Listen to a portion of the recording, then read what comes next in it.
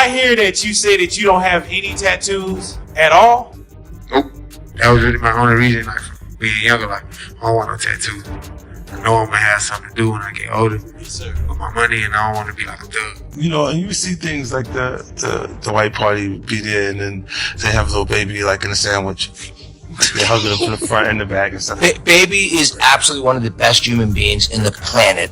Right, we're at a party, everyone's drunk. You know, it's a 13-hour party. People drink a lot of alcohol. Right, it's 100 people at the party. We in the middle of 100 people. There's nothing weird we could be doing in a party. Right.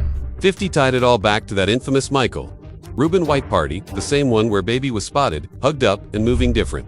According to 50, that was the turning point. He basically told the world, that's when they flipped him, and the timing just makes the joke hit harder. Before that night, Baby was moving like a street-certified superstar. After it, suddenly the internet is roasting him for pink belts, tank tops, and thigh tats.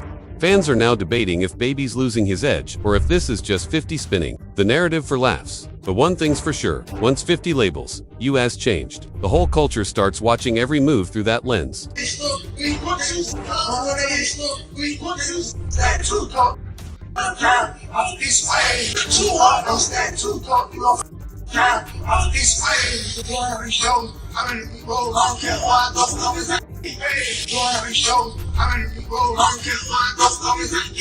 Therefore, this goes beyond body art or baby clothes. According to 50, to keep their fame and status at the top, rappers have to put up with this total humiliating routine. But what was that white celebration really about? Who is Mike Rubin anyway? What is the reason behind his fascination with emerging rappers? Separate himself from the industry, like he doesn't have to party with them. You guys have to understand, they had a party with men walking around with their butt cheeks out, like Kiki Palmer. Okay, let's start by discussing why Lil Baby is making a comeback for all the wrong reasons. New ink was recently given to Lil Baby, and this wouldn't have been such a big issue if he hadn't decided to have his first tattoo on his thighs. You know, Baby has said in interviews time and time again that he would never get a tattoo. Yeah, Mike. I'm coming hug you right now. I'm coming hug. Big hug. Everyone love each other. Nevertheless, in 2025, Baby just turned 30 and decided to mark it in the most unexpected way, by tattooing his thighs. He hopped on IG with the caption "back in that mode" and dropped a series of pictures flexing shorts that showed the words 90-second on one thigh and Baby on the other. On top of that, fans spotted a massive CBFW piece running down the side of his lower left leg, which he had first teased back on the 4th of July. I hear that you say that you don't have any tattoos at all. Nope. That was really my only reason, like, being younger, like, I don't want no tattoos. I know I'm gonna have something to do when I get older with my money, and I don't want to be like a thug. But of course, the internet wasn't about to let this slide. The comments section instantly filled with takes like humiliation, ritual, FR. I'm sorry, they got to my boy. Industry got a hold on Baby, FR, and of course, the running joke, free my boy from them shorts. Things really spiraled when a new video surfaced of Baby performing live, rocking the same pink belt, white tank, and shorts combo. Only this time, he kept tugging his shorts higher just to make sure the crowd could see the fresh thigh ink. The clip went viral instantly. For fans, it wasn't just about the tattoos anymore. It was about the image, the outfit, the timing, and the fact that Baby seemed more eager to show off the ink than rap his own lyrics. We finna let Lil Baby come out here in his booty coochie shorts and just pop out with his hand in his mouth. Slit and just, yeah, that's just what we do. Additionally, the comments under that performance clip made one thing clear. A lot of fans now believe 50 Cent might have been right all along. They pointed back to the infamous all-white Hamptons party at Michael Rubin's mansion as the moment Baby changed. One fan wrote, Michael Rubin already showed y'all Lil Baby was his boy. Why y'all acting brand new? Another said, bunny hops and hugs from the back from a white billionaire. Okay, this generation is lost, so what actually went down at that gathering? Why did 50 warn Baby in the first place? It all started back in 2023, when Rubin threw his star-studded 4th of July bash in the Hamptons, a party packed with A-listers like Kim Kardashian, Tom Brady, Beyonce, Jay-Z, and yes, Lil Baby.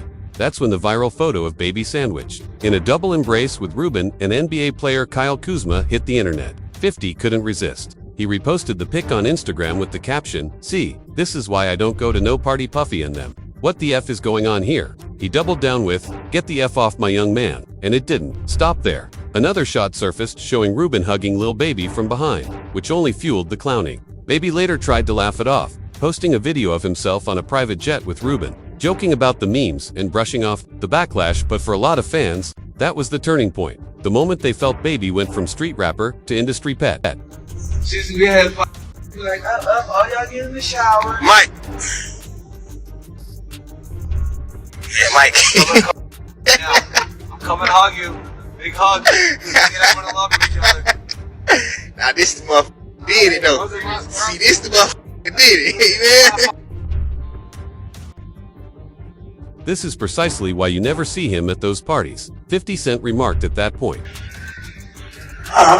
you into that, I'm fine with it. He's his own. I'm just saying, my mother. Some fans brushed it all off as 50 just trolling. But the truth is, these industry parties have sparked suspicion for years. People online constantly point out how weird they seem, almost like some kind of covert initiation or unspoken test that new rappers have to pass to level up in the game. And apparently, Lil Baby wasn't laughing. He admitted the constant jokes got under his skin. On Lil Yachty's podcast, Baby revealed he was so frustrated by the memes about him and Rubin that he actually asked Rubin to hand over the security footage from the party just so he could prove nothing shady went down. But here's the twist. Even after Rubin gave him access, Baby decided not to release the full video. Still, Baby made it clear he wasn't mad at Rubin. In fact, he credited Rubin with having a tremendous impact on his life, even though he couldn't exactly explain how. Rubin, on the other hand, tried to downplay the controversy, calling the viral photos ridiculous and blaming it all on people having a little too much to drink. But the way Rubin kept going on and on about Baby defending him like a proud big brother only made the optics stranger. To some fans, it didn't sound like damage control. It sounded like obsession. He is absolutely one of the best human beings in the planet. Anything, he's just such a great human being, and like I love his work ethic, and also like when you hear his story, and I don't know anything about music, so when I met him the first time with Drake in the Bahamas in 2020, and he's telling me his story about, he was in jail a couple years earlier, he never rapped, and now he's got this great, kind of music career. Like, you just want to root for the guy. And I'll tell you something, I've never actually said this before. The stuff of the drunk was the most ridiculous thing in the world, right? We're at a party, everyone's drunk. It's a 13-hour party. We drink a lot of alcohol. Someone captures a picture of me jumping on his back for 1 second and says, "Oh, there's something suspect about it." It's drunken guys. By the way, before cameras, we've all done it. Like, let's keep it real. By the way, you love WWE. You've done it more than anybody. He's rolled around with people in their skivvies. Exactly. By the way, I haven't gone there. But the thing that actually killed me about that is it actually hurt his career. Last year, and I felt like I've always wanted to help people make. He's on a good build back. He's right crushing now. now. He's crushing. And I was just with him and driving him in London. But actually, the thing is, he's such an extraordinary human being, and he's such a special person. And if you think about, people who just want to hate on social media, who one picture of, a bunch of drunken people could be turned into something they don't want. Many people still think that Michael Rubin's relationship with these up-and-coming rappers is odd, especially though he is not even in the music business. Lil Baby is not alone in this belief. Recall the video of Meek Mill Bunny hopping on a tennis court for Rubin. Count out loud. Count out loud. Keep going. Keep going. Keep going. Keep going. Don't cheer everybody up. They suck. Your buddy. Later, Meek tried to brush it off, claiming the whole bunny hops moment was nothing more than him paying up on a lost tennis bet with Rubin. But let's be real, the optics were crazy. A white billionaire barking orders while a black rapper hops around for laughs. That doesn't sit right. So the question becomes, who exactly is Michael Rubin, and why does he seem so fixated on rappers? On paper, his story reads like the American dream. Born in 1972 in Philadelphia, raised in a middle-class Jewish household in Lafayette Hill. By 14, he had already opened a ski shop, using his bar mitzvah money and his dad's lease. He enrolled at Villanova but dropped out after one semester, flipping a $200,000 overstock deal into millions. By the mid-90s, his company, KPR Sports, was pulling in $50 million a year. That eventually evolved into GSI Commerce, a multi-billion-dollar e-commerce giant. Today, Rubin runs Fanatics Inc., the sports merchandising empire behind the NBA, NFL, MLB, NASCAR, Formula One, and even the WWE. And according to Forbes, as of 2025, his personal net worth sits at a staggering $10.6 billion. Sounds like brilliance, right? A self-made mogul. But here's where people start side-eyeing the story. For someone painted as a genius entrepreneur, Rubin's biggest skill doesn't seem to be innovation, it's connection. His rise looks less like hustle and more like being plugged into the right pipelines at the right time.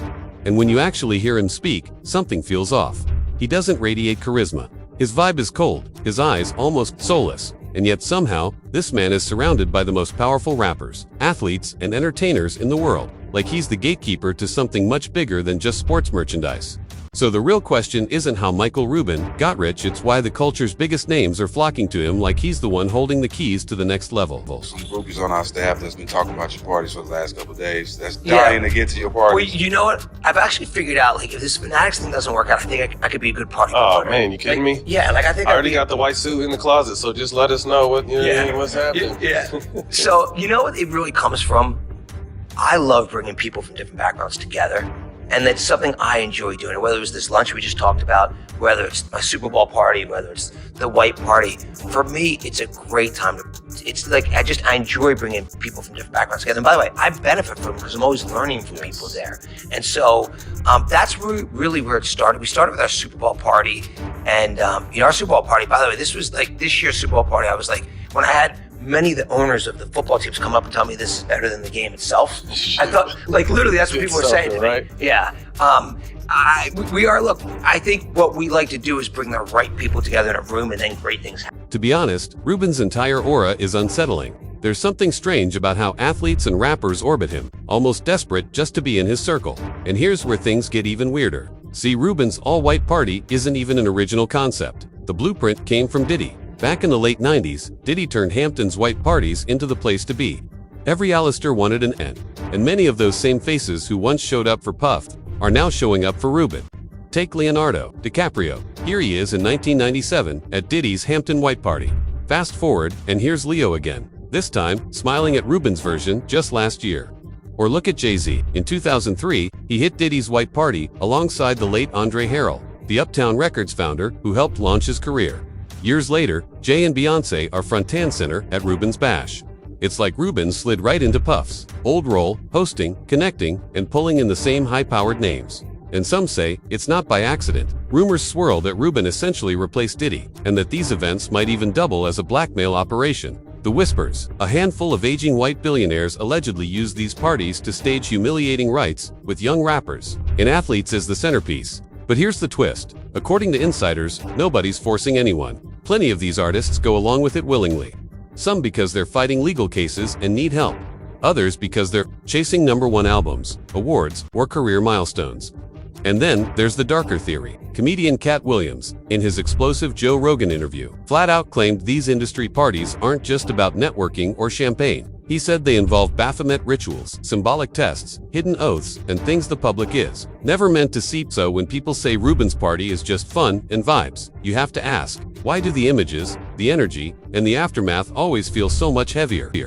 Yeah, everybody's like, oh, he keeps talking about people wearing dresses. No, it's not. It's not like that. Look at it from a different way. Look at it. Show me one person that ever wore a dress in Hollywood unsuccessfully. That's how you understand what a ritual is. So 20 years ago, I knew that transgenders was going to be a thing. It wasn't because I was a prophet. It's just I had gotten so much information that I understood that things are secular. So I understood that the earliest I had seen that word transgender was Baphomet, the transgender.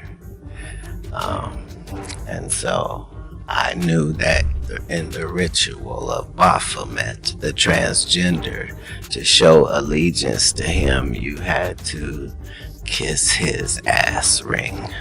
Really? And it said both of those things. So I knew that both of those things would become popular in the future. Thanks for watching. If you enjoyed this video, don't forget to hit that subscribe button and turn on notifications so you never miss an update.